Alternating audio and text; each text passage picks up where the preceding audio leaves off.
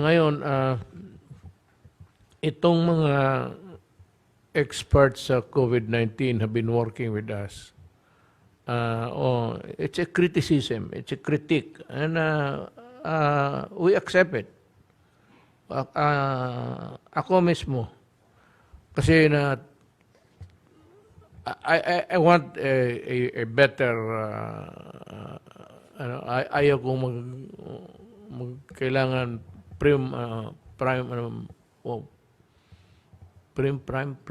and proper. Ganito yan. But we are sorry that we committed the things that you are criticizing us for. We accept responsibility. At ako mismo nagpaturok, well, it's the decision of my doctor. Anyway, it's my life, and kung anong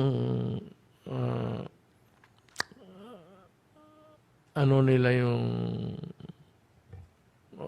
how would I, yung concerns nila about others following. Just before this meeting started, I had a talk with the ambassador. Sabi ko sa kanya, ang mga experts nagsabi na wala pang ano ito, hindi pa dumaan ng examination sa atin. Ang binigay na ang compassionate use, which is really illegal excuse to have the compassionate use. So, ibig sabihin, magamit mo compassionate. Kaya lang, maybe it's not acceptable to them, but it's legal, actually. When the government allowed it to be used for compassionate use, that itself was an authority for people to be injected. Pero kukunti lang ang naturukan ito. So, here's a deal. Sinabi ko kay Ambassador, criticize nila kasi hindi nga dumaan ng examination yung Sinopharm. Sabi ko, tanggalin mo na lang. You withdraw all Sinopharm vaccines, 1,000 of them. Huwag ka na lang magpadala ng Sinopharm dito para walang gulo. Sabi ko, bigay mo lang sa amin yung Sinovac na ginagamit sa lahat. Na ngayon, kayong nakikinig, sabi nila delikado daw. There are plenty. 55 of them it says that it's deleterious or dangerous for you. Wag na kayong gumamit. Doon na kayo sa Sinovac. But Sinopharm has been used in Brazil, in Indonesia. Pero the fact that ang may kunting na hindi dumaan, para walang tanggalin na lang natin. So we are sorry, you are right, we are wrong. Ang Sinopharm, maybe tomorrow or following day, wala na yan. I made it as a personal request. Ngayon yung tinurok sa akin, I said, it's a decision of my doctor. And all things said, this is my life. Alam ko man, compassionate use. So there was this legal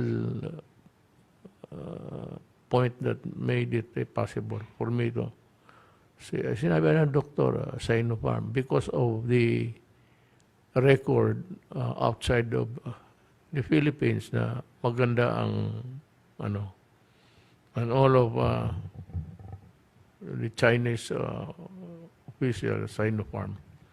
Pero kung parang gano'n namang ingay, i-withdraw na lang para maghintay na lang tayo ng Sinovac and other.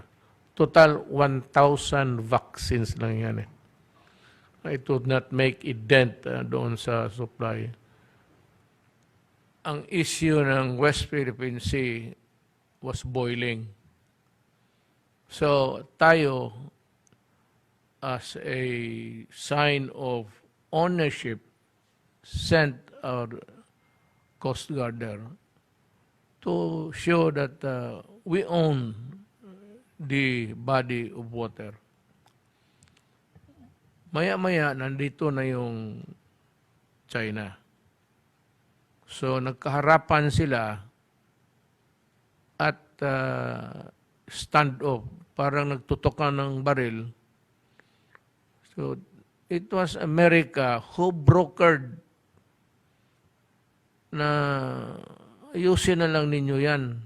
Amerika, ito naman si Gagong Albert, for all of his pretentious statesman deportment. Pumayag silang dalawa ni Agbas yung cannot blame the kapitan ng barko ng Pilipinas, following orders yan. So nag-atras tayo. Ang problema, sabay para ma-diffuse ang tension. Sabay kayong umatras. Tayo umatras because Albert called maybe the ships, ordered it to withdraw. The mystery question here is, was it approved by President Aquino? Siya yung presidente. So nung umalis na yung Coast Guard, hindi umalis ang China ship. So ang naiwan doon na barko, China na. Wala na tayo. Yun ang history. Tapos nag-file sila ng kaso, nanalo tayo. Yung papel, sa totoong buhay, between nations, yung papel, wala yan. Kung sino yung tigas, United States, Britain, pagka ginusto nilang ganyan, tayo, nanalo. Ngayon, pagdating ko, ang barko nandyan sa West Philippine Sea, China boat, ship, tayo wala na. Tapos sabi nila, itong papel na sa kaso nanalo tayo, ipurso mo. Pinurso ko. Walang nangyari. Sabi, actually, sa usapang bugoy, sabihin ko sa iyo, bigay mo sa akin, sabihin ko, putang ina, papel lang yan. Itatapon ko yan sa wastebasket. Ngayon, nagpatuloy. Style nito, sige sila, bira. Sige bira. Ngayon gusto nila pumunta ako sa United Nations, magmakaawa naman ako doon kung sino-sinong lapitan ko. Ipagpatuloy ko raw yung away. Kasi wasting my time and at the same time disrupting the good relations of China and the Philippines. Nasabihin mo na ng utang na loob. Putang ina, akala ko ba Pilipino ka? Alam mo ba ang utang na loob? Do you know the dimensions of utang na loob? Yung utang na loob, iba yung away. Ito, para tayong nandyan, neighbor nila naghirap, tinulungan tayo. So sinabi ko, salamat at may utang na loob tayo. Ngayon, siguro, dahil dyan, kasi pumunta ako ng China, sinabi ko, kasama ko ang lahat ng cabinet members, Major Dia, General Roninsana, General Anyo, Chief of Staff. Doon sa harap, sinabi ko kay Xi Jinping, one day, I will go to where my oil in the West Philippine Sea. Sabi ko. Sabi niya na, I think Mr. Xi Jinping, I said you should not do that. Why, Mr. President, that's ours. We are claiming it ours. Sabi niya, no, yes, whatever our claim is, huwag mong gawin yan. Sabi niya, why? We, in whispers, ha? Nandyan sila, nandyan. You know, do not do that because there might be trouble. Noon pa, giprangkahan ko na, panaylo, di ba nandoon ka rin? Lahat. Wala na yung United Nations, prangka-prangka, sinabi na there will be trouble. So magpunta ka man ng United Nations, magpunta ka ng Amerika, magpunta ka kung saang impyerno gusto mong tulong. Pagdating mo, papel ang dala mo o anong gusto mo, trouble is awa yan. Kaya mo. Kaya ko, ipadala ko yung mga Navy ko doon. For what? Padala ko yung mga Coast Guard doon for them to die? O, hindi ako gago ng ganun. Why would I waste Filipino soldiers' lives? Yun ang totoo. Yan ang maintindihan ng lahat. Noong na-presidente ako, wala nang barko doon, China lang. Ang 2014, much earlier before I became President 2016, napaalis na ni Albert. Ikaw, Alberto, bakit mo pinaatras? Kaninong permission ka naghingi? Ngayon, kung wala kang maibigay, putang ina mo, huwag mong ibigay sa akin yung kasalanan mo. Naghanap kayo ng libre. Alam ninyo, one day, you will be tasked to answer for that. Yung pag-order ninyo. Dapat imbestigahin ka. And if I don't know what will be the history of this country. Because if I were a leader anymore, I will execute you by hanging. Ngayon, nandiyan ka na. Kasi kaibigan, wala ka magawa. Ano magawin mo? Treason ba naman yung magkalamano ka? Wala, hindi naman ako humingi. Offered yan. Nandiyan sila, mga generals. I never asked anything. I was asking friendship. That was all. Tapos, one after the other, sabi ni Xi Jinping, ito, bigay ko, gano'n. O salamat. Salamat kung meron. Kung wala, salamat rin. Yun, para maintindihan na ang bilangin ninyo doon, bilangan ninyo 2014, doon tayo nawasak. Itong Carpio naman, sulat ng mga desisyon, para sa kanyang utak lang. Isa ring ugok itong, bakit? Supreme Court Justice. Pareho man tayo abogado. Gusto mo, magdebate tayo. Madalawa, 3 tanong lang ako. Sino ang nagpa-retreat? At anong ginawa ninyo after sa retreat? Pahal ng kaso. Ngayon nanalo.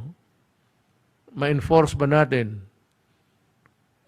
Matulungan ba ninyo kung sabihin ninyo sa Amerikano, sabihin ninyo sa France, sabihin ninyo sa Britain, samahan ninyo kami kasi papasok kami. Tang-inang yan. Kaya ako naging bastos kasi, pinipilit din ako maging talagang pissed off na yung kasalanan mo, gusto mo ako ang Ayan ang totoo, mga kababayan ko. Baski sa inyong abogado, tanungin ninyo. Mayroon mga abogado talaga na, baski sinong abogado, tanungin ninyo. Iyan ang nangyari. Ngayon, kung ako'y nagsisinungaling, mag-resign ako bukas kaagad. Yan ang garantiya ko sa inyo. Itong dalawa walang mawala sa kanila. Purma ng partido. Ikaw, paniwala ang Carpio na ikaw ang hindi mo alam ang politika. Yung estilo mo ng ganon, paniwalaan ka ng mga leader doon sa mga barangay, sabihin, iba mang muka nito. Para rin from the Mongolian race. Hindi ba, Pilipino ang mukha nito. Hindi ka man natibo. You come from a different stock. God damn it. Now, hayaan mo, Secretary, I apologize. Lahat na. So, to really complete the story, kindly follow it up. Ipa-withdraw mo ang Sinopharm. So, Sinopharm will not be available in the Philippines. Para wala nang worries. Wala na tayong total 1,000 vaccines lang naman yan. Secretary Galvez, is it okay with you? Alam mo mga kababayan, ang importante talaga yung COVID kasi marami na rin namamatay, marami pa sa ospital. Sabi ng mga experts, ako hindi man, na bumaba na raw yung infection tapos pero ang mga ospital puno pa rin. Kaya kung talagang may utak ka, if you are a thinking human person, sundin mo, kung nag-iisip ka, may isip ka pa, sundin mo yung utos ng gobyerno, kaya hindi yan akin, hindi amin, para yan sa interest ng bayan, na hindi ka makahawa, hindi ka mahawa, hindi ka mag-uwi, hindi mahawaan ng iba. Yan ang,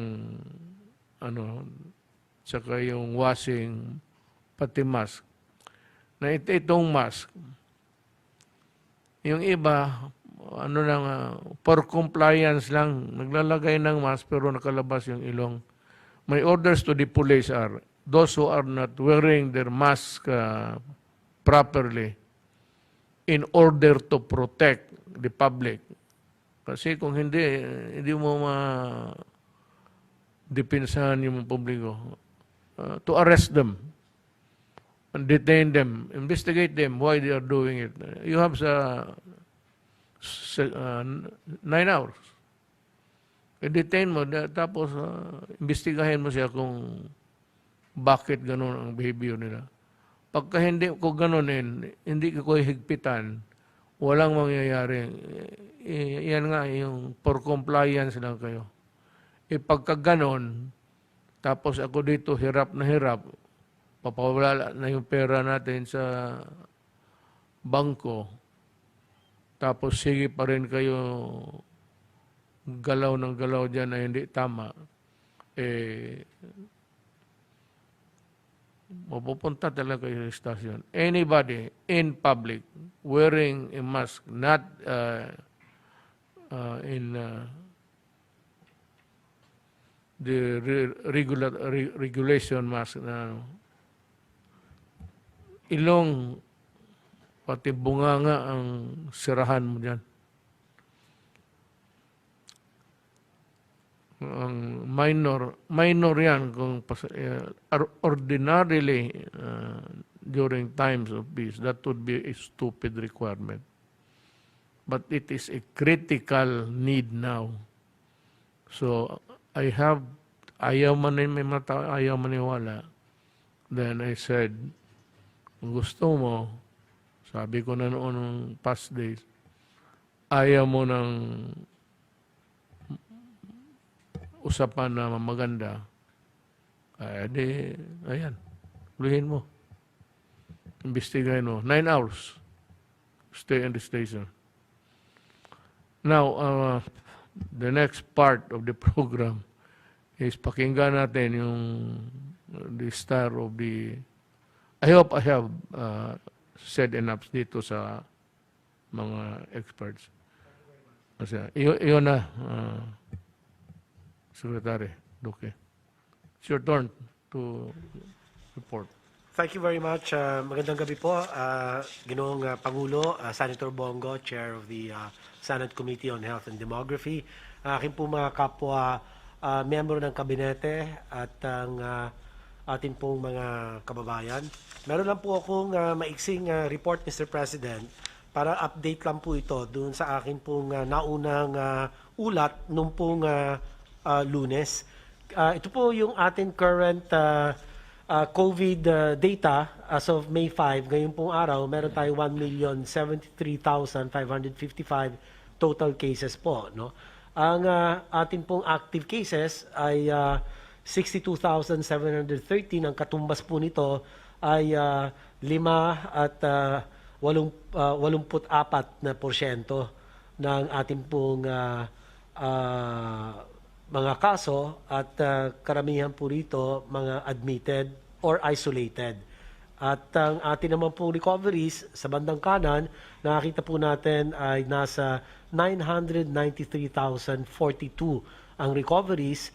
Ang katumbas po nito 92.5%. Ang atin naman pong mga bilang ng pumanaw ay kung pwede po natin ibalik lang, nasa 17,800 sa loob po ng halos 15 buwan mula nag-umpisa po ang pandemya, at ang katumbas po nito ay 1.66%. Next slide. Ito naman po yung case trends po natin nationwide at saka sa National Capital Region. Dalawa po ang atin panukatan or mga metrics na binabantayan, Mr. President. Ang isa po yung average daily attack rate. Ito po yung mga number of cases per 100,000 population. At yung pangalawa naman po, yung 2-week growth rate. Ito po ay sinusukat ang bilis ng hawaan ng COVID. At ang makita po natin dito sa buong Pilipinas, noong April 4 to 17, 9.2 ang atin pong mga average cases a day per 100,000 population. Bumaba po ng bahagya to 7.8. At kung ito po ay bababa pa, less than 7, ay mas maganda po kasi magiging moderate risk classification na po ang buong Pilipinas. Kasi ngayon po as high risk pa rin po tayo, moderate to high risk. At ang NCR naman po, ganun din, malaki din po ang binaba from 34 new cases a day to 25 for April 18 to May 1. So pareho pong bumaba ang Pilipinas at ang NCR average daily attack rate. Yun naman pong 2-week growth rate, makikita naman natin sa buong Pilipinas noong April 4 to 17, 11%. Ito po ay asa negative 15% na, Mr. President. No? So maganda po ito. Ibig sabihin, bumabagal po ang takbo o ang bilis ng hawaan. At ang NCR naman po, from negative 5, nasa negative 26% na po ang pinaka-latest natin na 2-week growth rate. Negative 26%. Ibig sabihin, talagang mas malaki na po ang ibinagal ng hawaan o ang pagtaas ng COVID-19 sa NCR. Next slide, please. Samantalang, ito naman po ang atin mga pag-unlad sa ating pong tinatawag na National Healthcare Utilization Rate. Malaki rin ang binuti nito ang ating pong HCUR nationwide dahil sa ECQ at MECQ. Maraming salamat po sa inyo, Mr. President, for approving this community quarantine classification. So, na talaga pong malaki ang naging epekto sa pagbaba ng kaso. Please continue.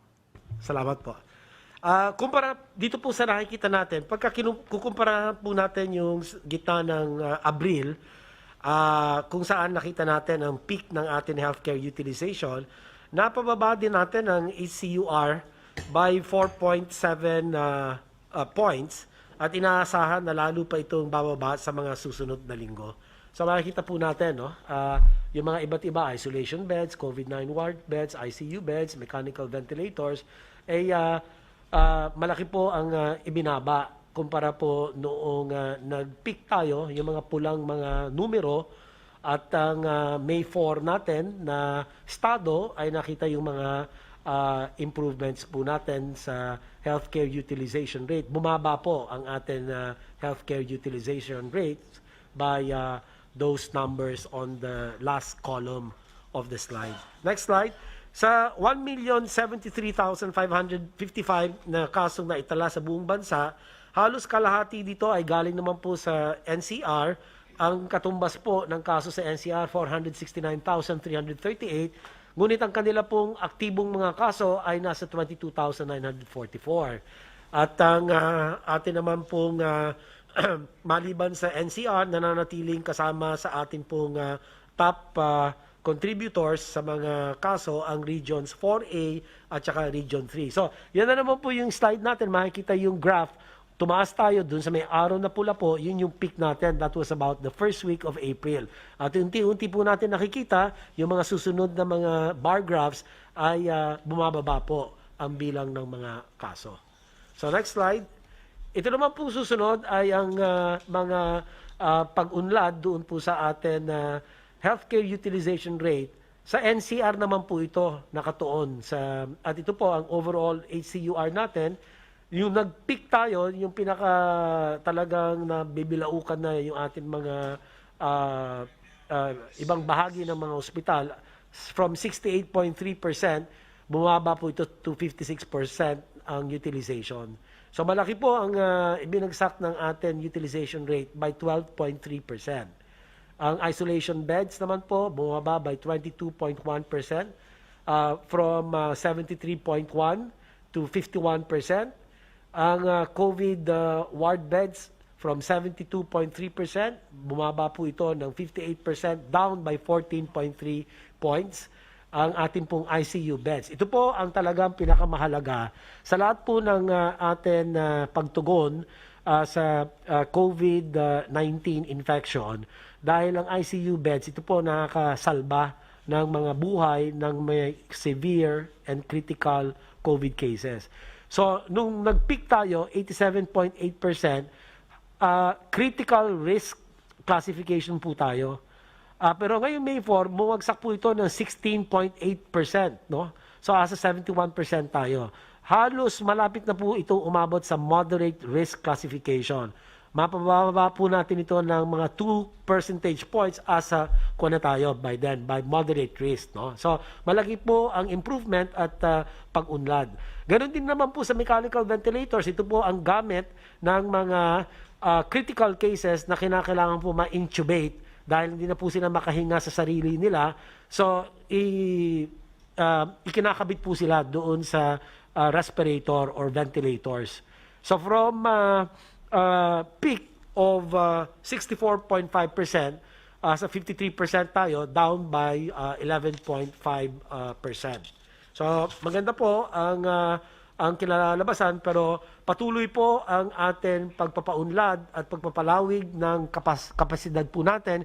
Kanina umaga, Mr. President, pumunta po kami ng IATF principal members sa NKTI dahil nagbukas na naman po tayo ng bago na mga modular hospitals, and this is in particular adding hemodialysis beds and facilities, which a facility that's good for 60 patients per day na kaya pong ma-servan na may sakit sa bato at may COVID.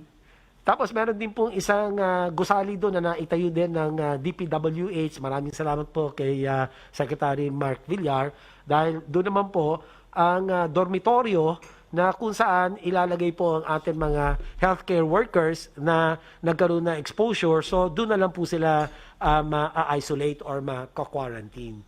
So ang susunod na slide po, dalawa na lang po bago magtapos. Ito po yung ating tinatawag na death curve at nakikita po natin ang peak ng ating po mga pumanaw ay sumabay po yan doon sa pinakamataas na bilang ng ating mga kaso sometime in first week of April.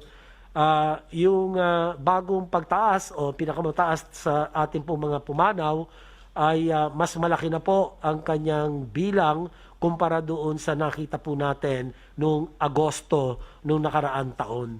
So from 2,666 talagang di hamak mas mataas kaysa sa August figure of 2,129.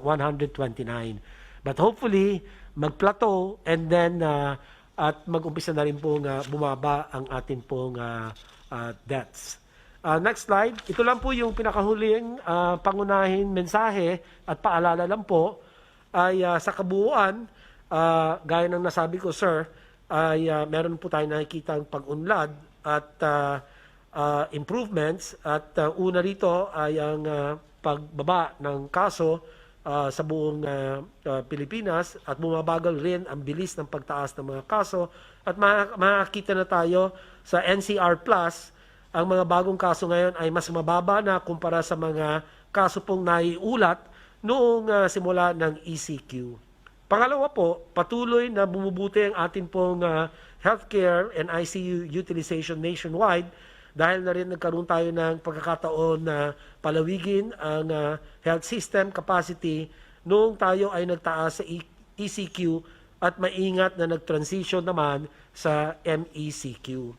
Kasabay po ng mga pagpapaunlad at pagpapalawig na ito ay nagsimula na tayong magbakuna ng ikalawang doses para sa ating pong priority group 2, ang ating pong mga seniors at ang mga A3, ang mga kababayan natin may mga kaakibat na mga sakit o comorbidities. Sa mga kagaya ko po na nakakuha na ng paunang bakuna, ay huwag po natin kaligtaan ang pagbabakuna ng ikalawang dose upang lubos na mabigyan ng proteksyon kontra COVID at higit sa lahat po ay nabakunahan man tayo o hindi, kinakailangan pa rin po natin sundin ang minimum public health standards. Kasi po, kahit na nabakunahan po tayo, hindi po nangangahulugan na hindi na po tayo pwedeng mahawa o hindi na tayo pwedeng makahawa. So kahit na may bakuna na tayo, sir, pwede pa rin tayong mahawa. Pwede rin tayong makahawa doon sa mga mahal natin sa bahay. At ang ginagawa lang po ng bakuna ngayon is to prevent yung severe COVID, prevent hospitalization, and therefore prevent deaths. Yun lang po, Mr. President. Maraming salamat po. Salamat, Secretary Duque. Now, I've read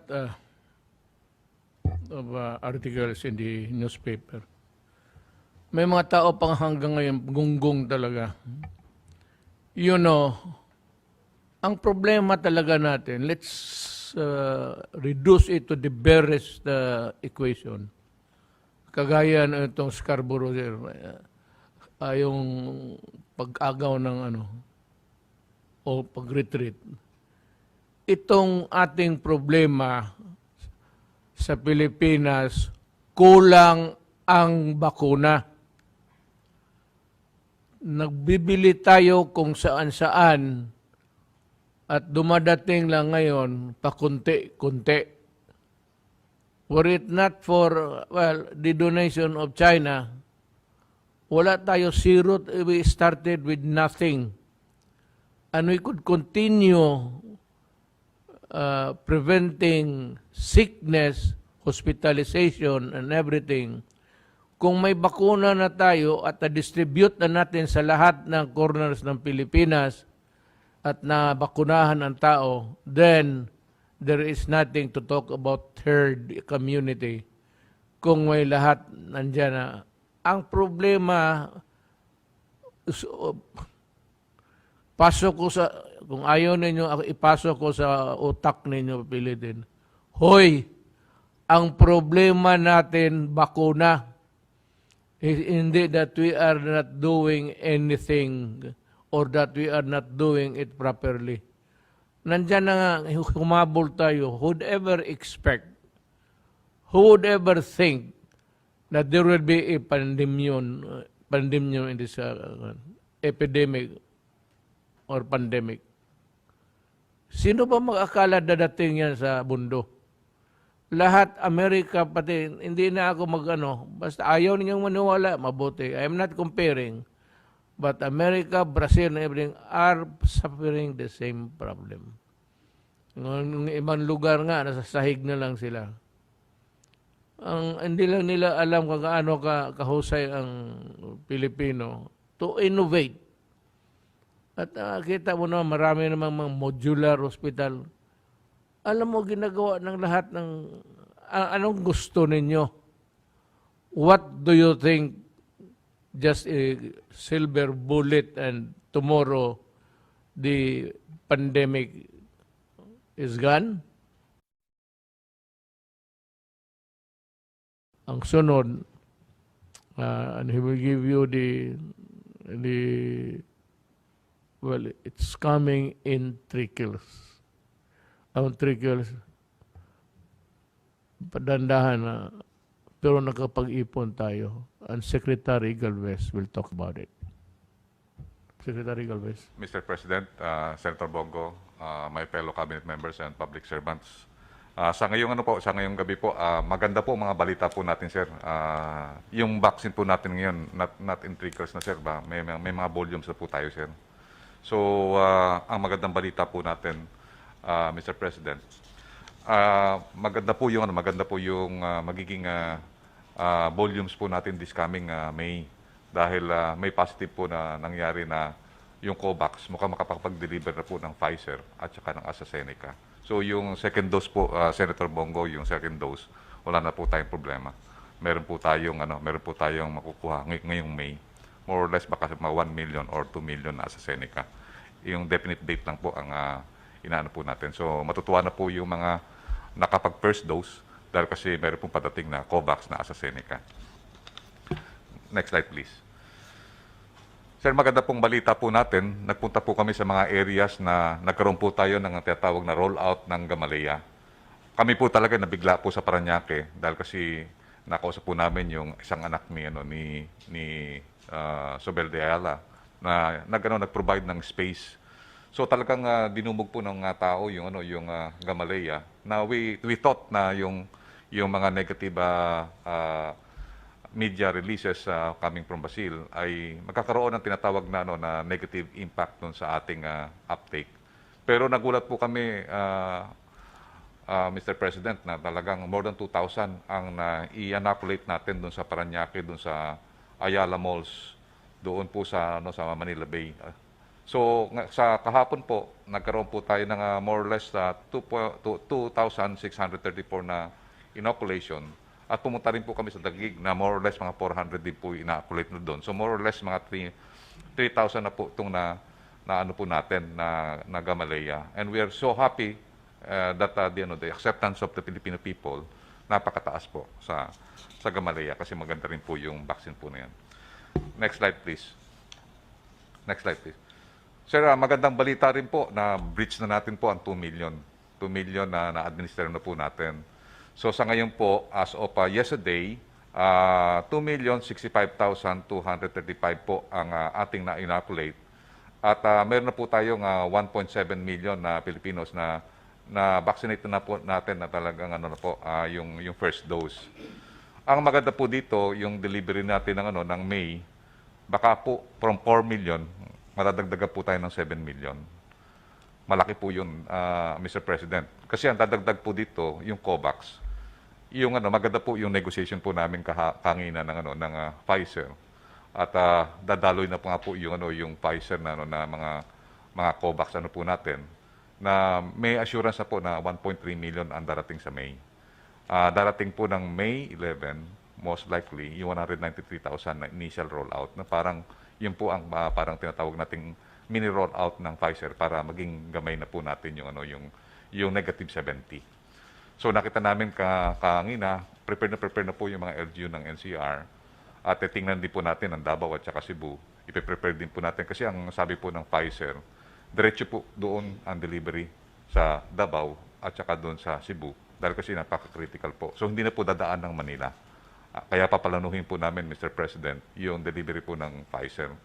So, nagpapasalamat po kami sa, ano, sa US government dahil tumutulong po talaga si Ambassador Romualdez na talagang kinakausap niya po yung, ano, yung State Department. And we are very happy with the support of the US na positively, they will increase po yung, ano, yung delivery ng Moderna at saka po ng Pfizer.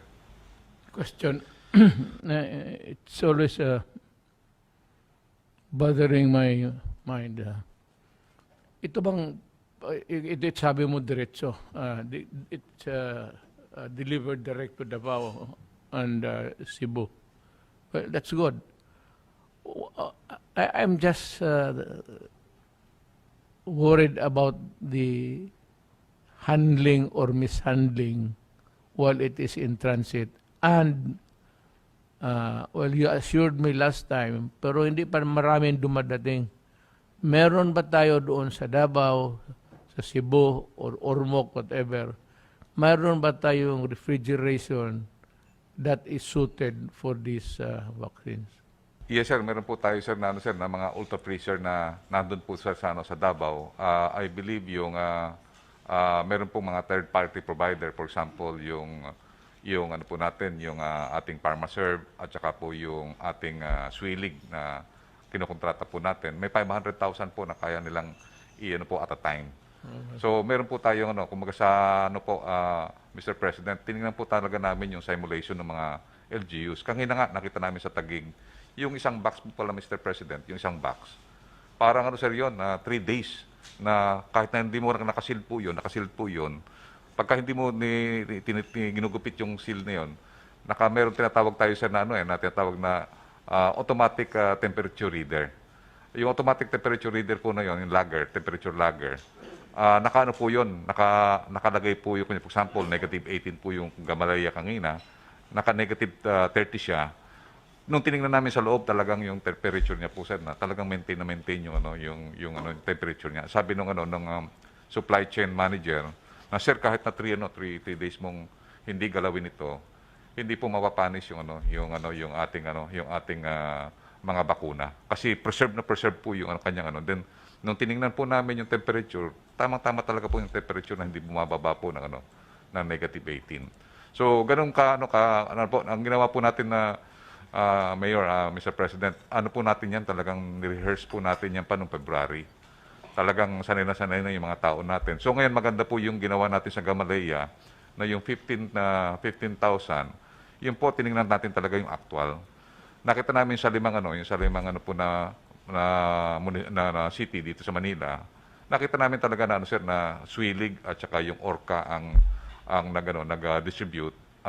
Maganda sir magandang mga services nila at saka talagang world class po yung supply chain po natin. So wala po akong pag-aalala, Mr. President, na magkaroon po tayo ng wastage. And then yung Pfizer po, nagbigay na rin po ng needle, more or less 100,000 needles, na yung kanyang ma-aspirate mo po yung instead of 5 doses, 6 doses po ang makuha mo. So ibig sabihin makakano sa kanyang kanyang talagang vial na 5 doses. Meron po tayong matitipid at makukuha na masisipsip na 6 doses. Kaya nga po tumatawag si Dr. Rabi sa amin na makapag-prepare and then ang ginawa po ng UNICEF, in-bundle na po sa atin yung 0.3 needle na yon para ma-save po natin yung ika-6 dose ng Pfizer. Kaya maganda po, Mr. President, nakita ko po yung ating mga LGU at ang ating mga doktor na talagang nagsanay po dito na sinanay po ng DOH ni Jose Cabutahe at saka ni Sec Duque. Prepare na po sila sa mga Moderna na negative 20 at saka po yung Gamaleya na negative 18 and then negative 70-80 yung yung Pfizer. Talaga pong inaabangan na po nila yung mga vaccine na po. That is reassuring coming from you. Ang gusto po kasi po ng UNICEF, wala na pong double handling kasi very sensitive po. So ang ginagawa po yung sa negotiation po namin sa Pfizer, gusto po nila yung diretso na po sa inoculation area. Parang yung throughput po, kunyari for example, yung vaccines niyan, diretso na po yun. 120 hours na pwede po nating ma-administer. So yun po ang parang po nila na 120 hours na pagka na-deliver po, dapat na po ma-administer. So yung proper planning lang po, Mr. President, yung tinatawag natin yung throughput na sa ano po sa English na throughput o yung tinatawag na yung pataan po na kunyari yung pataan niya na yung itong day na to mag-administer kayo. So tama, yun po i-deliver from the manufacturer, i-deliver po on time doon sa Davao at saka sa Cebu. And then pagka once na medyo na po tayo, nasanay na po tayo doon, pwede na po natin idiretso rin po sa ibang lugar, sa Iloilo or doon sa Bacolod na meron pong ultra cold chain na mga refrigerator po. Actually, bumili po yung mga LG po natin, Mr. President, para po talaga makapag-prepare. Bumili po sila talaga ng kanilang mga refrigerator. So yun po ang magandang balita po, Mr. President, na this coming May, baka madagdagan po ng 2 to 3 million po yung ating volume na from 4 million, baka po maging 7 million po. So yun po ang isang magandang balita po natin sa ating mga mamayan at we are preparing for the simulation para at least magawa po natin kagad po yun. And then dadagdag na naman po dun sa this coming June, madadagdagan po tayo ng Moderna at saka po ng AstraZeneca na yung nabili po ng mga private sector. So pataas po ng pataas ang volume po, Mr. President. Talagang ang medyo nahirapan lang po tayo noong March at saka April. Pero ngayong May, medyo meron pong bubuho sa atin na nagpapasalamat po kami sa COVAX at saka sa Gavi and also WHO na medyo maganda na po yung ano po natin sa ating mga global market.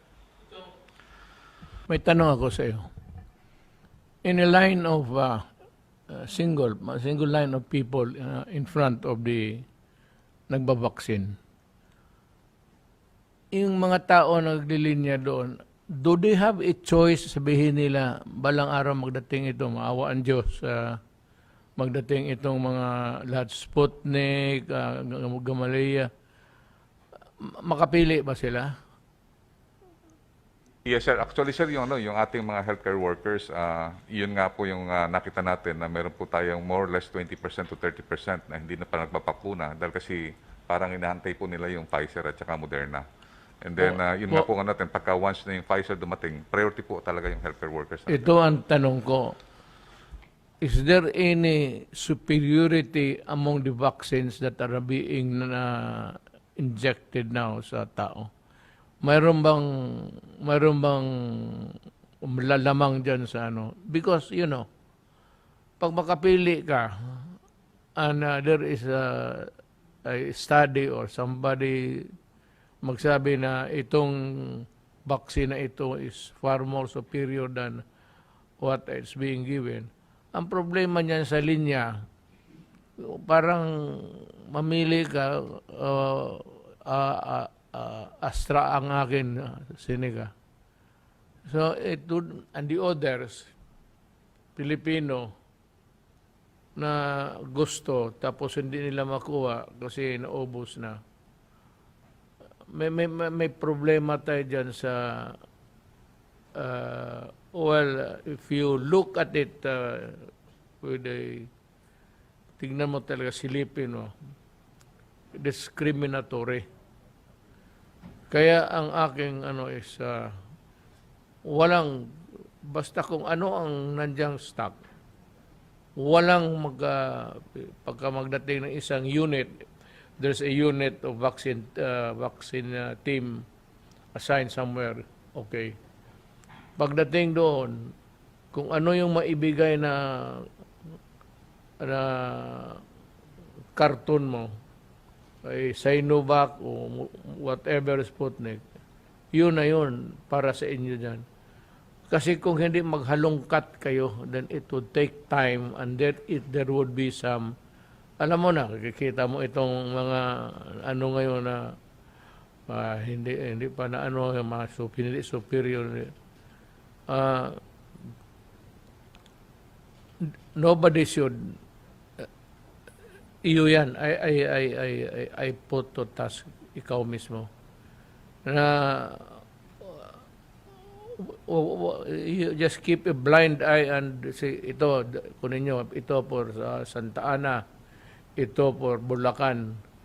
Wag mo nang tignan kung kasi there will be a lot of complaints again in the matter of what the vaccine is superior to the other.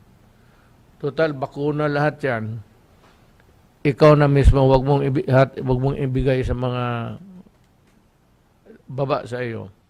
Sir, we will implement that po, sir. At saka nakita po naman namin, sir, maganda po yung uptake ng ng ating mga mamamayan na kahit ano po yung bigay na po natin, talagang pinagpipilahan po talaga nila. At saka maganda po yung mga ano po ni Sir Edsel Salvania at saka yung mga expert po natin, sila Dr. Lulu Bravo, na sinasabi nga nila yung pinaka-epektibo na vaccine.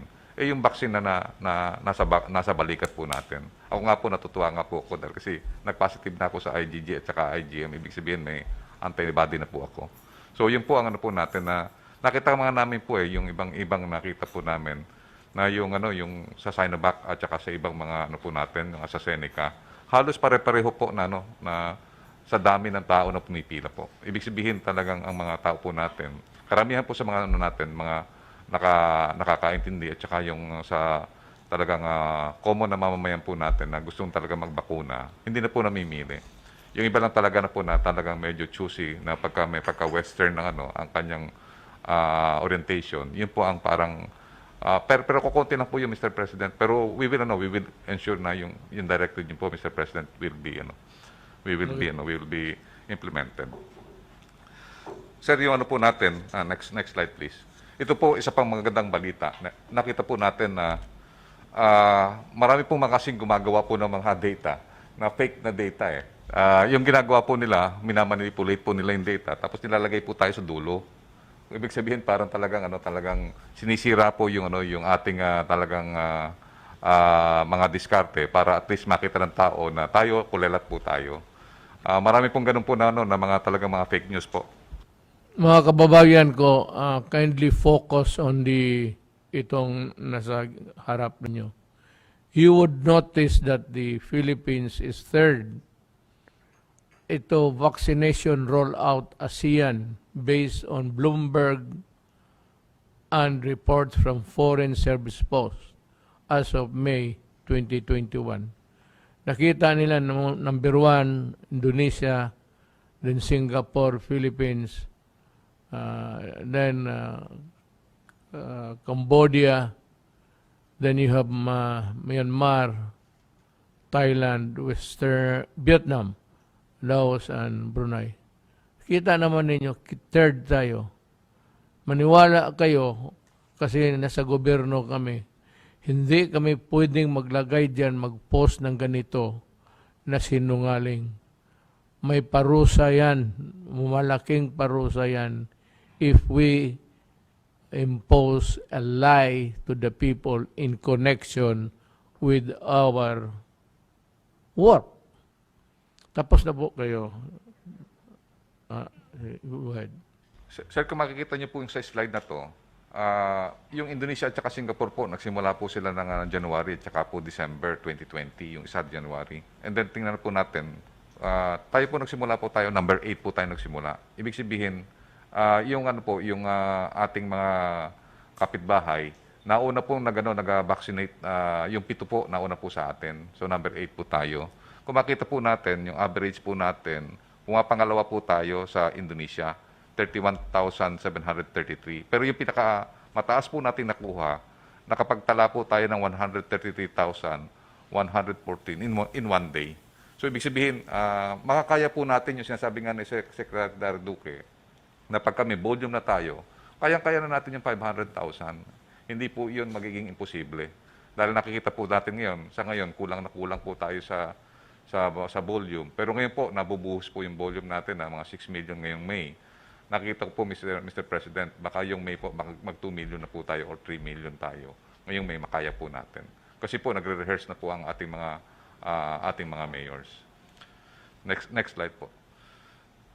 Sir, as presented earlier last Monday, ang gagawin po nating strategic allocation, uunahin natin po yung mga tinatawag natin na mga urban centers.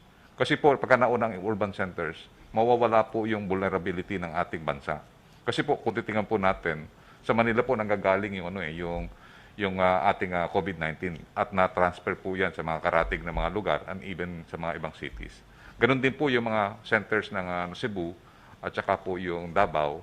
Na pagka yun po na completely healed natin at na bigyan na natin ng herd immunity, the possibility na yung mag-expand yung kanyang yung herd immunity to other areas, mas maganda po. Ang tawag po doon po, sir, sa military, yung center of gravity. Yung center of gravity, pagka nakuha po natin ang center of gravity, ibig po sabihin yan, matatapos na natin ang gera. So kung gagawin po natin center of gravity po natin, ang center of gravity po natin yung NCR plus yung 6 provinces na karating niya. Pagka na-heal po natin yan, nagkaroon tayo ng herd immunity by October, by November, kasama po yung Metro Cebu at saka yung Davao, nakikita po natin na more or less 60% to 80% po ng economy natin pwede tayo makapag-recover. Yun din po ang analysis ng mga ni Speaker Velasco, yun po nag-usap po kami. Yun din po ang kanyang parang estratehiya na unahin natin yung mga highly urbanized center. Yun din ang estratehiya ng mga private sector at saka po na Secretary Dairit na sabi niya, we have to concentrate to geographic areas na we need to contain. We are racing against time with this affectation. If we immediately vaccinate those areas, pwede pong bumaba ang kaso. Katulad po ng nangyari po dun sa Indonesia at saka sa Turkey na pinarelocalize na nila yung heavily affected areas. So ganun po ang po natin kasi considering that we have limited resources at limited vaccine, unahin po natin yung center of gravity. Yun lang po, Mr. President, at maraming po salamat. Salamat. We'll go na to Secretary Anyo. Yes, Magandang gabi po, mahal na Pangulo at ating mga fellow public servants. Ako po ay sumasang-ayon sa ulat ni Secretary Charlie Galvez at ni Secretary Pincoy Duque at ang kagawaran po ng interior at lokal na pamahalaan ay sigurado po na mag-work sa ating national vaccination rollout. Ang ating LGU po ay handang-handa. Tulad ng sinabi po ninyo, bakuna yung problema, pero habang dumarating po yung bakuna, sisiguraduhin po nating ma-roll out yan. Kahit po 24 hours in a day ay magtatrabaho po yung ating LGUs at mga ibang sangay ng aking ahensya. Tutulong din po kami sa information campaign. Kasi ito po yung nakikita nating kulang para mahikayat yung ating mga kababayan na magpagbakuna at huwag nang mamili ng bakuna. Ang pinakamagandang bakuna, yung bakunang nasa harapan mo ngayon. Kasi kung mag-aantay ka pa ng ilang araw at tamaan ka ng COVID, baka hindi mo naabutan talaga yung bakuna na yan. So, importante po talaga na kung ano yung nandyan ay dapat kunin na ng ating mga kababayan. Sa ayuda po, ito po yung ating update lang po. No? Tumaas na po uli yung ating percentage from 74.35% ay umabot na po sa 77.19%. At a total of 17,687,755 ang nakatanggap ng ating mga ayuda. So a total of 17.6 billion ang ating naipamahagi out of the 22.9 billion. At sisiguraduhin po namin na hanggang May 15 ay matanggap po ng ating mga kababayan ang lahat ng ayuda. Next slide please. So ito po naman yung kabuuan sa ating mga iba't ibang LGUs. Ang Metro Manila po nagtala ng 78.93%. Total of 8.8 billion na po ang napamahagi. Sa Bulacan, 76.99%. 2.2 billion na po ang naipamahaging ayuda. Ang Cavite naman ay 68.02%. So out of 3.4 billion allocation, 2.3 billion po ang naipamahagi. Sa Laguna ay mataas, 90.28%. So 2.4 billion na po ang napamahaging ayuda. At ang Rizal naman, 68.41%. So out of 2.6 billion, 1.7 billion na po ang napamahagi natin. At gusto ko lang pong bigyan ng komendasyon, out of the 108 LGUs, 12 LGU na ang nakatapos ng pamamahagi. Ito ay ang Tagaytay City at Amadeo ng Cavite. At sa Laguna naman, Santa Rosa, Alaminos, Binyan, Cabuyao, Pami, Magdalena, Nacarlan, Pangil, Pila, at Rizal. So nais po namin batiin at purihin yung mga officials ng mga LG yung ating nabanggit. Next slide, please. Ito naman po yung ating kabuuang community pantry na na-monitor sa buong bansa. Ang pinakamarami po ay makikita natin dito sa area ng Calabarzon, area ng Region 3, at area ng NCR. Total of 6,715 community pantries. Sisiguraduhin po natin na nasusunod ang lahat ng minimum health standard dito at katulad po ng utos ninyo, ang ating LGUs, ang ating LCEs at mga pulis, sisiguraduhin na wala pong violation sa mass gathering. Next slide. So ito naman po ang DILG vaccine monitoring system. So habang dumarating po yung bakuna, ipiniprepare naman po namin yung master list of priority eligible vaccine recipients. Para po pagdating ng bakuna, saksak na po tayo ng saksak. So simultaneous and tuloy-tuloy po ito. So meron tayong total of 6,635,438. So ibig sabihin po, ito ready na po itong bakunahan pag dumating ang ating mga bakuna. So ano po, hindi po kami titigil dito hanggat hindi natin nabakunahan ng buong sambayan ng Pilipino or ma-reach po natin yung ating tinatawag na herd immunity. So ang ating pong LGUs ay tuloy-tuloy po sa pagtulong sa pag-distribute ng ayuda, pagpapatupad ng minimum health standard, pag-roll out ng vaccine, pag-maintain po ng peace and order laban sa mga terorista, CPP, NPA, at illegal drugs. At sisiguraduhin po natin na ang ating sambayanan po ay sama-sama sa paglaban sa ating hinaharap na pandemya. Yun lang po, Mahal na Pangulo. Thank you. Sabi ko, yan ang malaman mo kung anong nangyayari lahat. Only ito matao ito makabigay. Sabihin ko sa inyo yan. I'm almost tempted to open my own. Chismoso kasi, politiko eh. Boy, meron ka? Meron po. Sige po. Ang i-report ko po, Mr. President, ay yung mga clinical trials na ating isinasagawa at gagawin pa lamang. So, meron po tayong 7 clinical trials na isinasagawa. Next slide po ay ang una nating ipapakita. Next slide, please.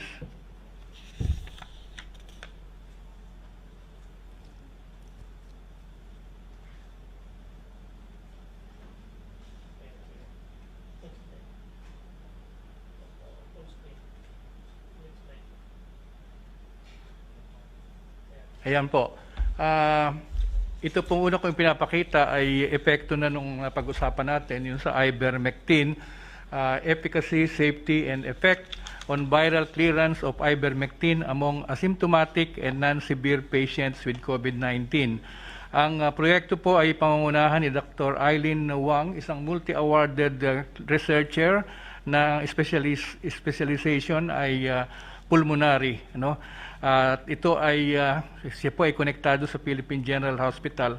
Ang schedule po ng implementation ay 8 buwan at magsisimula sa June 2021 kasi po itong Mayo ang ginagawa pa nila ay yung makuha yung ethics approval para dun sa kanilang gagawin at makapag-recruit ng mga tao o staff na siyang mag-administer ng clinical trials.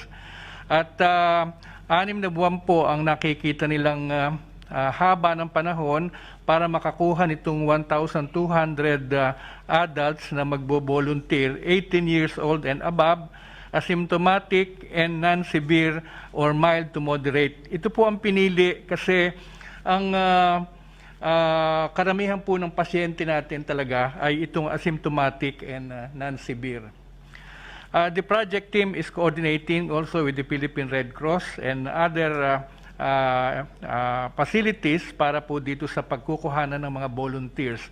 Ang DOH po ang nag-commit ng 22 million para sa ivermectin clinical trials and ito po ay inaasahan natin na makapagpo-provide ng data sa efficacy, safety, and the effect on viral clearance of ivermectin among asymptomatic and non-severe Filipino patients.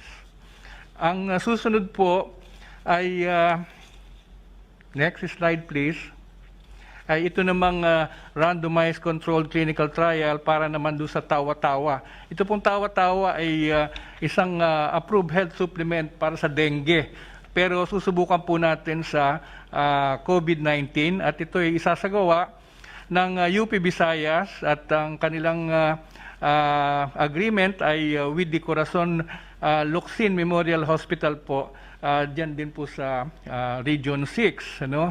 At ang aim po nito ay makita kung yung bang tawa-tawa na yan, which is a spray-dried extract na ngayon ay nasa mga kapsula na, ay makakatulong sa mabilis na paggaling ng mga meron ng COVID-19. Ang tawag po dito ay adjunctive treatment kasi idadagdag lang ito dun sa mga gamot na ibinibigay na. 280 patients po at ang actually ang targeted start ng pag-administer ay May 5, which is today. Ang susunod po ay isang trial naman na actually malapit na pong matapos. Ito yung randomized trial para sa paggamit ng lagundi. Ito pong lagundi ay approved CAP remedy, no? Pero sinusubukan po natin kung una makapagpapabilis sa pag-recover ng ating COVID-19 patients at pangalawa, kung ito ay makakapagpababa ng probability na siya ay maging severe. Ano? In other words, mapigilan na maging severe. Ito po ay pinangungunahan ni Dr. Cecilia Maramba Lasarte, also ng UP National Institutes of Health. At bagamat 10 months ang kanilang plano dito, ay nakikita po natin na napabilis na rin at yung target nilang 278 participants from 17 quarantine facilities, nakuha na po yung 278 na yon. Kaya inaantay na lang natin na magsagawa ng analysis para dito. At yan po ay isang makatutulong din kung lalabas talaga na makakapagpabilis ng paggaling ng mga pasyente.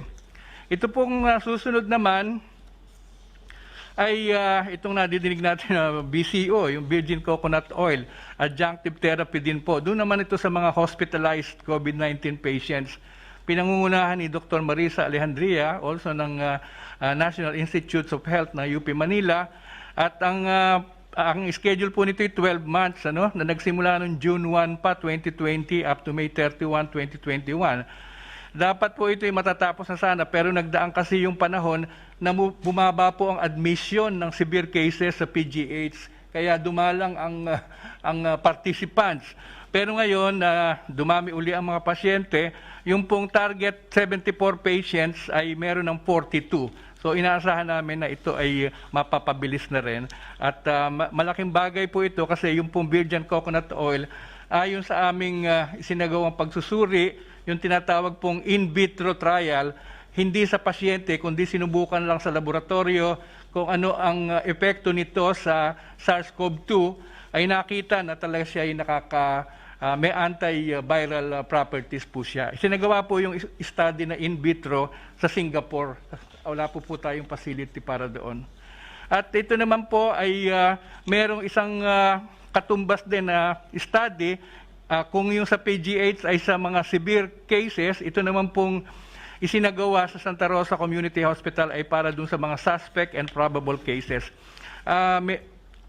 Actually po hanggang June 2021, pero November po natapos na ito, 2020. Doon po namin nakita na ang binigyan ng BCO ay mas mabilis gumaling ahead ng 5 days dun sa mga hindi binigyan. Pero ito po yung mga mild cases lang po ito.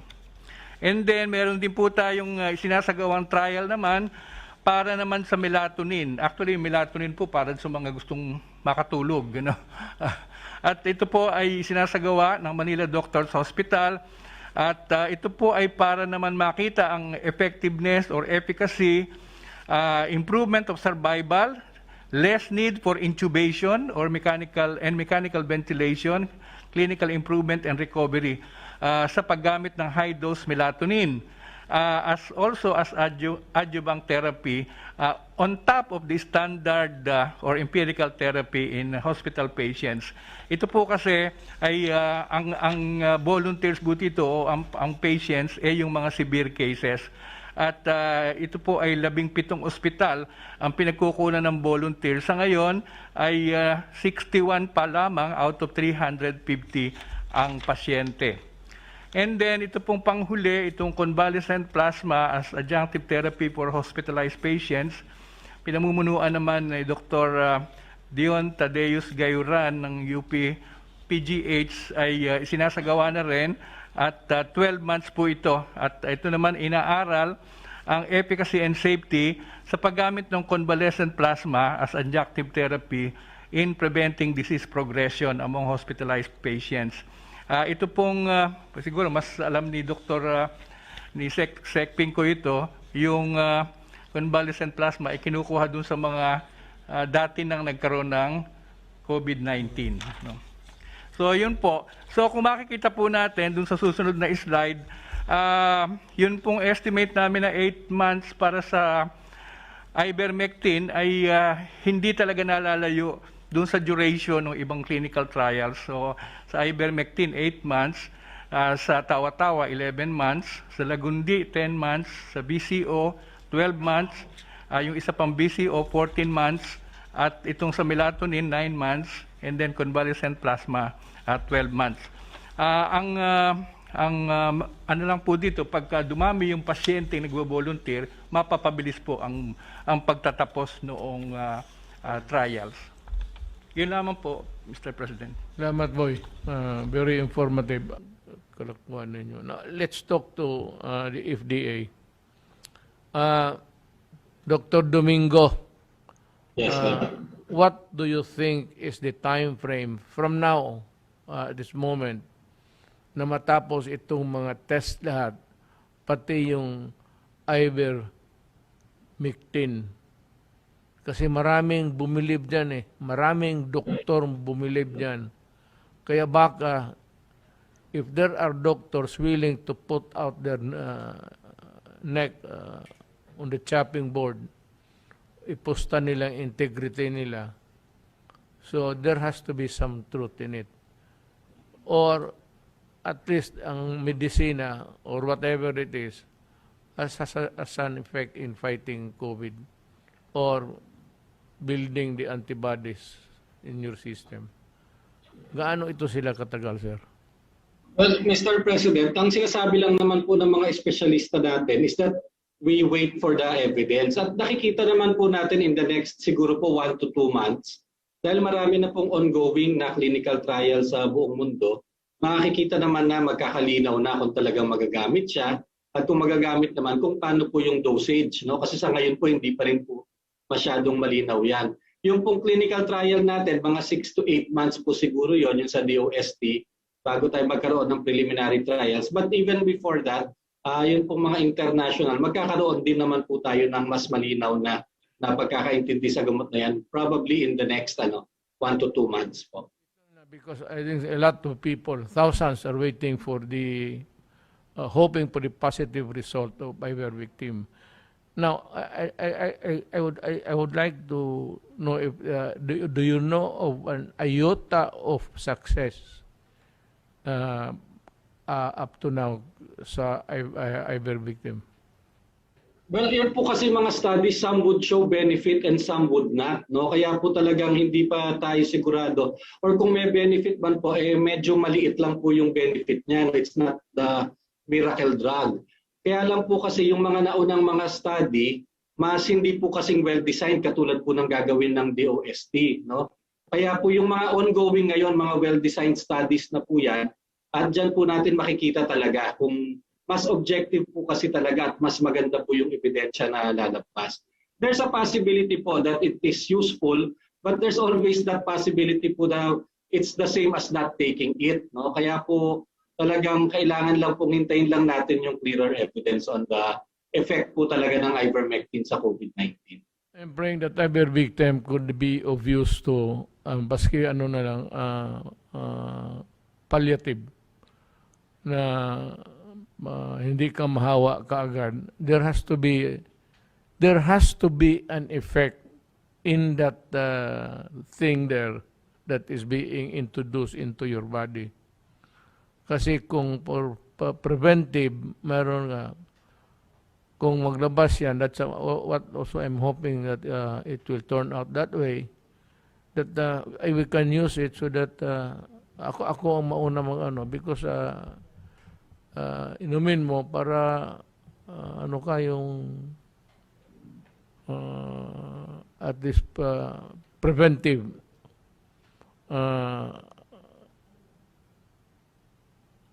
Yes, sir. Abangan naman po natin yung mga studies po overseas, tsaka yung mga expert naman po natin, talagang iniipon po nila yan at ina-analyze na sa group, and we'll update you po as more data comes in. I hope they would also take place a little bit of an importance to those doctors who really, I said, who went out to proclaim the efficacy of COVID. Itong si ivermectin for COVID use. Yun lang sana ang ano ko. So, salamat Yes, sir. sa information. Sir, update ko lang din po kayo kung tungkol sa mga vaccines na nasa buong mundo sa ngayon. Just a few slides, sir. Right now po, we have 111 vaccine candidates all over the world. And there are now 14 candidates vaccines that are being used under EUA. So dumadami na po yung ating pagpipilian. Next slide, please. Sa mga iba-iba pong bansa, ito po ang pinaka-common, at karamihan po ito nagagamit sa atin. Yung AstraZeneca, Pfizer, Sputnik, yun pong Moderna yung pinakahuli, Janssen, yung pong Sinopharm, yun po kasi talaga hindi pa nag-a-apply sa atin. Yung pong Covishield ay pareho din po ng AstraZeneca. Next slide, please. Pagkatapos po yung mga susunod na dyan, yung Sinovac, tsaka yung Bharat. Yung iba po under development pa, mostly from China and Russia, which we believe in the next few months, baka po maging mas malawak na rin po ang development ng mga bakunang ito. So dadami pa po ang ating choices. Next slide. Sa buong mundo po sa ngayon, wala pa po talagang approved na bakuna, sir. Talagang under emergency use authorization pa rin po ginagamit. At sa Hungary, meron pong 8 under EUA. After Hungary, sa Pilipinas na po ang pinakamaraming bakuna na pinapayagan ng FDA natin. Meron na po tayong 7 na bakuna as of today na may EUA. Next slide po. Ito po yung mga bakuna natin ngayon na binibili po nila. Ito po yung order ninyo, na allowing FDA to give the emergency use authorization. Next slide. And we only give it after after our experts make sure that it is reasonable to believe that the vaccine has good efficacy and that the benefit outweighs the risk, na hindi po matimbang, walang mabigat na safety issue itong mga bakuna ito. And of course, they are of good quality. So pag po binigyan talaga ng EUA ng FDA yan, dumaan po yan sa lahat ng pagsusuri ng mga eksperto natin tsaka ng mga regulatory officers po natin sa FDA. Next slide. So ito na po, sir, yung mga under EUA na approved sa data sa Pilipinas. Yung Pfizer po ang pinakauna, tapos yung AstraZeneca, yung Sputnik, yung pong Sinovac. Next slide po. And this is the last slide.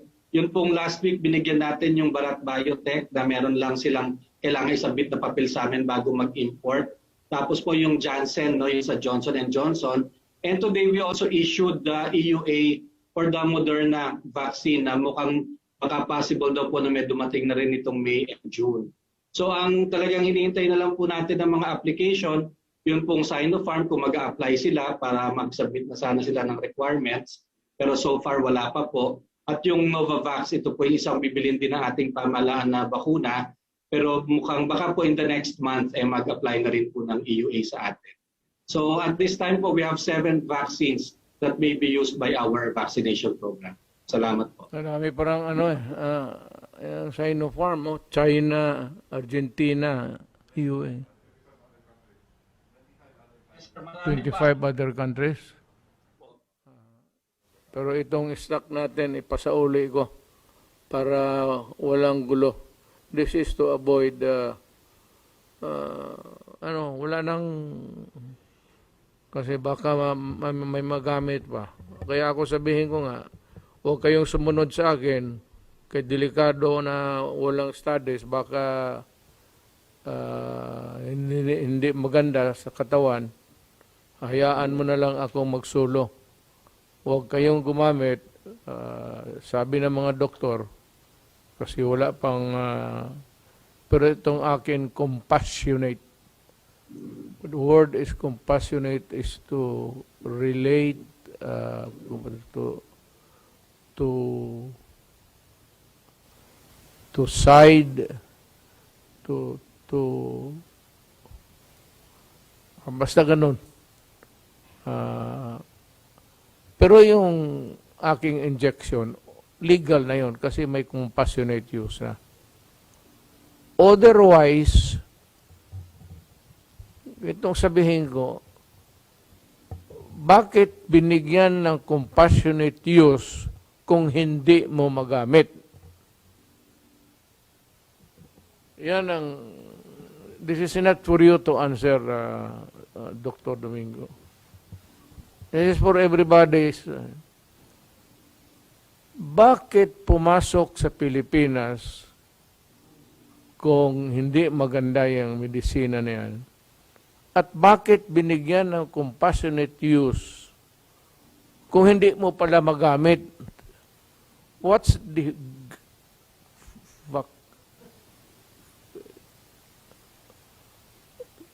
kagaya ng iba dito, magsabi, ibawal mo yung ganun. Sabi ko for us, kaya na mga inumin na bago ngayon na klase-klase, wala na, ang origin, ang history, wala. Sabi ko, once the government gives them the license, hindi mo na mapigilan yan. Otherwise, why give the license at all? So dito, why give the compassionate permit kung hindi mo pala magamit? So with that, I would like to thank everybody for this productive meeting. Ito. Kasi may ako I'd like to beg the indulgence of my companions here. Gutom na rin yan sila.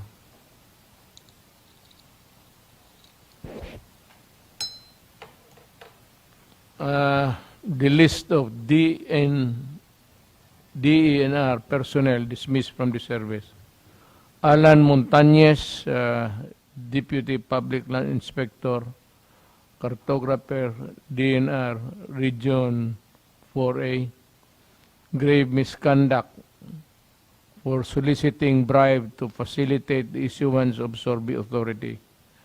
Florante Orata, DNR Community Environment and Natural Resources Office, APARI.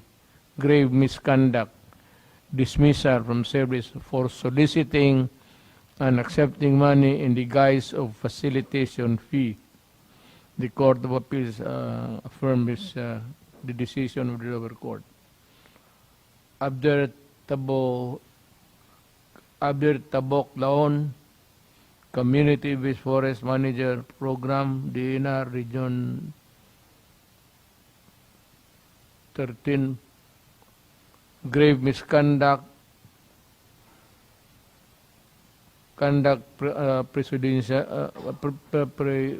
prejudicial to the service for fraud and falsification yung dokumento na pagtransport ng mga logs. Akala ko ba wala nang laging itong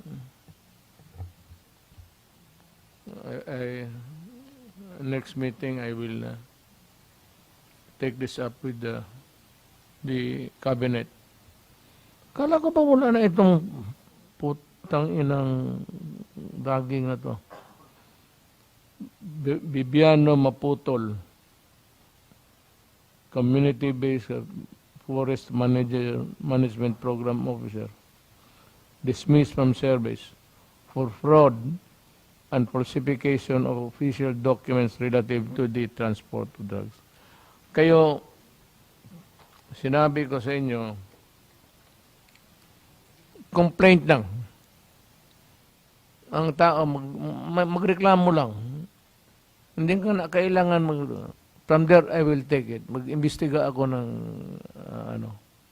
whether nakatanggap na or gusto naghihingi. That's the everyday illegal transaction dito sa Pilipinas eh. In every office. Meron talaga yan. Alam mo, pag kailangan ng approval o denial ng isang opisyal, pera yan. Pera yan. He can deny or he can approve. Pagka wala ka, deny. Pera yan. Kaya kayong mga transacting sa public offices dito, magsumbong lang kayo sa akin. Meron pa tayong panahon, ilang buwan. Gusto ko na maubos lang itong mga tao. Kung sino yung nabigyan ninyo, yung tapos na, o maghihingi pa, isekreto mo lang sa akin. Wala kayong problema. Kung ako ang mag-take over, kung tignan ko papilis ninyo, tama, i-approve ko ako, i-overrule ko yung tapos, I will dismiss these people. Pagka-graft and corruption, lalo na bribery. Magsumbong lang kayo, hindi kayo kailangan magbigay ng pangalan at ako na ang bahala at hindi ko na kayo kailangan pa. Ako na ang either maghanap ako ng mali sa mga papeles. Marami yan. All you have to do is to dig into the documents past yung dumaan sa kamay niya. Na naman siguro, ang pag-asa talaga natin, meron naman, I said in trickles, dandahan lang, pero po, papasawa ng Diyos dumadating. Just observe the protocol. Observe yung mask. Ako, tinatanggal ko kasi para akong hindi maintindihan. But itong kwarto na ito, in-spray ito lahat. So, pero there is no way of guarantee that I will not be a victim of COVID. At lahat ng mga karamihan, mga kaibigan ko, a lot of my people, at no other time in my life that I have to contend with the fact that a lot of my friends, which yung kaedad ko, namamatay na. And I do not exclude myself from that reality. Matanda na rin ako eh. Mga kaibigan ko, mga kababayan ko, nasundan man ninyo yung kwento. Alam mo ako sa totoo lang, however formal I am, pagka ako nagsalita, baski sa harap ng presidente noon, pati kay harap ni Gloria, kasi advisor ako sa law and order, lumalabas, hindi ko sinasadya, ko nipigilan, pero yung bunganga ko, hindi ko maano kaagad eh. Lalo na kung nagagalit ako, so kayo na ang magpasensya. Total, hindi naman makaano presidente nagmumura. Ano ba naman yung mura? Total, ang minumura ko, yung mga kalaban natin, yung mga Pilipino na mga ulol.